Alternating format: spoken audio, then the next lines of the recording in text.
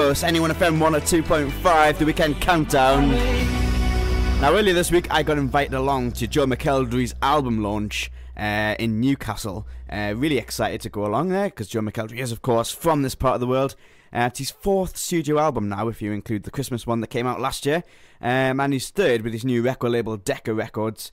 So this is when we caught up with him earlier on in the week. So Joe, nice to see you back here in the northeast. It's great to be back. I'm really excited. The signing went really well, so it was lovely to see everyone.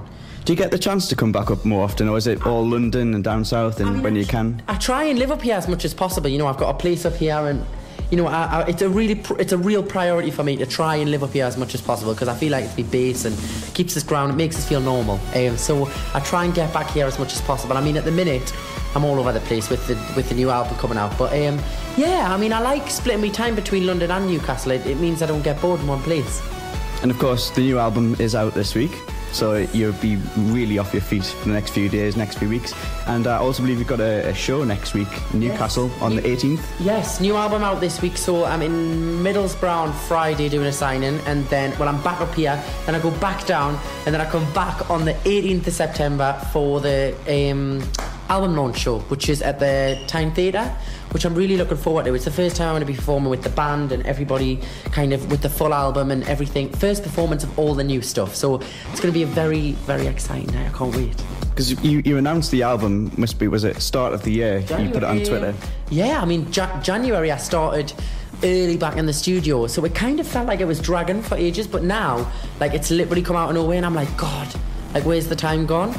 So yeah, I mean, I'm looking forward now to just letting everybody hear it. And I mean, this is your fourth official album, if you include the Christmas one as well. I mean, do you feel now that you're on Decca Records and you're not linked with the whole Psycho thing, that you can be more creative and be more you, or did you feel earlier on you had to be more controlled over what you were releasing? I think it's not control. It's not even about control. I think it's totally down to experience. You become more trusting as an artist and with your instincts. So it's like, I felt more creatively ready to take on this album and do the songwriting and write this stuff and like throw myself into it more than any other. So yeah, I mean, I'm nervous about people hearing it, but the feedback's been good today, so fingers crossed. We shall see. This is the album that's got more songs that you've written yourself. Do you feel that this is you on this album more than ever before? I mean, I think I'm always me on every album, because no matter what style I do or what kind of bit, you know, whether it's whether it was the classic album, I still put my slant on it, my style. The Christmas album, the same, the first album. But I think this is the most I've give to an album, personally. You know, there's a lot of personal experience of the songwriting on there, and I think that's, you know, it just shows growth, you know, as an artist, and I'm just kind of producing more as I get further into my career, I suppose. You know, I'm 4 albums down now, so I feel a lot more experienced. And I mean, I've heard you mention earlier on that you've got more songs up here ready to come out. I mean, is that something you're going to go straight into, or do you think you'll hold back a little bit and wait to see how this album does and then go into it? I mean, I'm always recording in and out the studio, so it just depends. You know, we'll have a meeting in the next couple of weeks about, you know, depending obviously how well this album does. We'll have a meeting in the next couple of weeks and we'll discuss, you know, whether we could maybe repackage the album with new stuff, or whether I go straight back into the studio and start a brand new album. I mean, I'm open to all ideas. I'm threw myself at the songwriting, so I've got loads of songs that I'm ready to just throw out there for everyone. Now you're back up. Hopefully you're going to get a chance to go home. I mean, I don't know if you are, or that's the plan. I should do tonight. I mean, when you're up here, do you actually go back to your house, or do you have to? Is it all hotels and? No. I go home. I bought a place up here last year, so I go home, and you know, I try and live here. So it's like whenever I get here, it's like, oh, I'm back. So it's nice. I mean, do you still get a chance to see all your old friends and all the family? Still all the same friends from school. You know, obviously I have a lot of friends in London as well, and colleagues and things. But still all the same friends, and, you know, we'll go out and have fun, go to the local pubs, and I try and live a normal, you know, I feel like sometimes when you're in this industry, like, everything merges into one and you kind of lose your personal life a bit. So I'm very conscious of always keeping things separate. Like, so I have my job, I'm professional, I really work hard at it, and then I come home and I like to just go to, like, shopping with my friends and go to the Metro Centre and go to all normal places, because I feel that's what keeps us, you know, refreshed and inspired to do me work. Without that, I feel like I have to live a real life. Otherwise, if I don't, then it just ruins it all.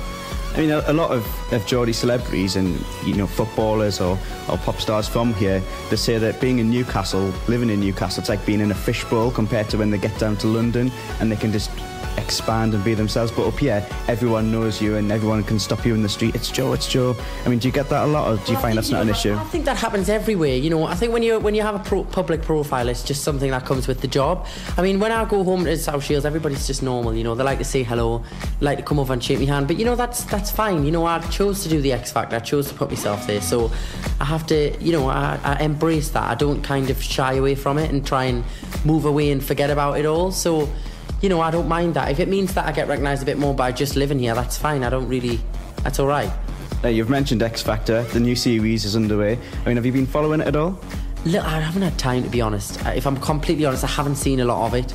I'll probably tune in when the live shows start, when I get me Saturday nights back. I mean, it's still got the popularity that it had when it first started, and you've got hundreds of thousands of people auditioning every year. There's The Voice as well coming in now. There's lots of these kind of shows.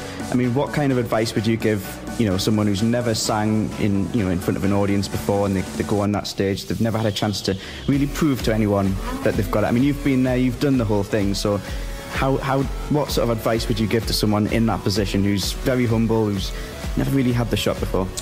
I think just go for it. You know, it's a huge opportunity. You've just got to throw yourself into it and really enjoy it, but at the same time, be yourself, remain yourself, and don't change for the industry or anybody. And, you know, be passionate about the music. At the end of the day, that's what drives it all. You know, yes, you're famous and whatever, but you've got to be passionate about what you do, otherwise you just fall by the wayside. You've got to keep at it and work hard and try different things and, you know, ride the storm. It's a roller coaster. And as for the winner themselves, they get a really big prize. What is the best advice you could give to someone who's in that position where they've got the world in front of them? That, you know, that some of them they go for it and they do well, like what yourself have done, and Leona and JLS, even though they might not have won it, but then there's some who struggle to keep their name out there. What's the best way to go? You have to use the platform at the end of the day. Whether you've won, whether you've come second, third, fourth or fifth, you have to use the platform and use it to your best advantage and work hard. You know, success doesn't come without hard work. You know, I've literally never stopped for 3 years. You know, I've had the odd holiday here and there, a few days off, but I'm constantly working, you know, and it's just being good at what you do, I think, and going for it. And before I go, one last question, if it's not a cheeky question. I know you've got the new tattoo.